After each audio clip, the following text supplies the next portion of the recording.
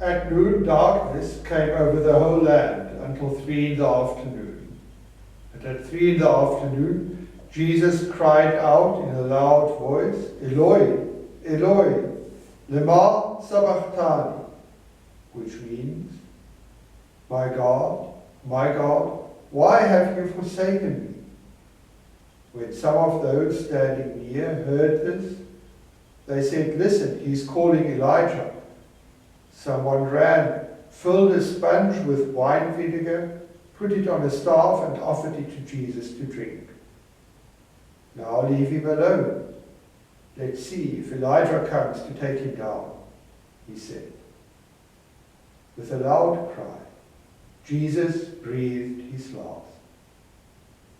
The curtain of the temple was torn in two from top to bottom. It was preparation day, that is, the day before the Sabbath. So Joseph of Arimathea bought some linen cloth, took down the body, wrapped it in the linen, and placed it in a tomb cut out of rock. Then he rolled a stone against the entrance of the tomb. Mary Magdalene and Mary, the mother of Joseph, saw where he was laid.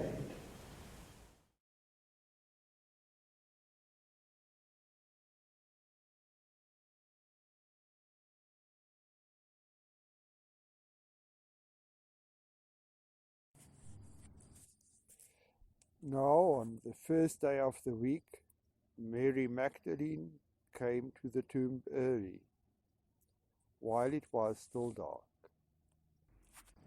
Very early we came together to prepare this Easter service, even before the lockdown started, in order to remain legal.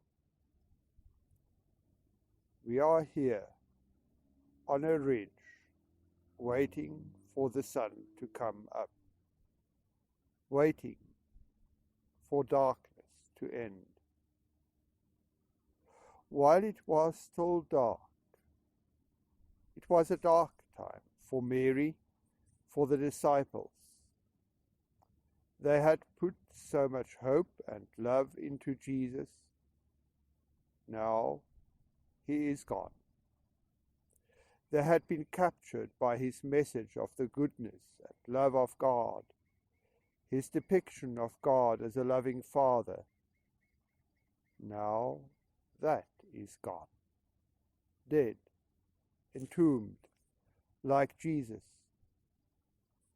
How could a loving God allow that the one who preached his love die so gruesomely? Their hopes, their dreams died, are entombed with Jesus. Dark, like it is dark for us. Sickness and fear of sickness darken our days, fill our nights with worry, imprison us in our houses like a tomb. Once bustling markets are still like graveyards. Fear constricts hearts and confuses minds. How could a loving God allow such a pandemic? How could the dreams and hopes of a world die, like Jesus, be entombed, imprisoned behind stone? Mary comes to the tomb. The stone is rolled away, is open, empty.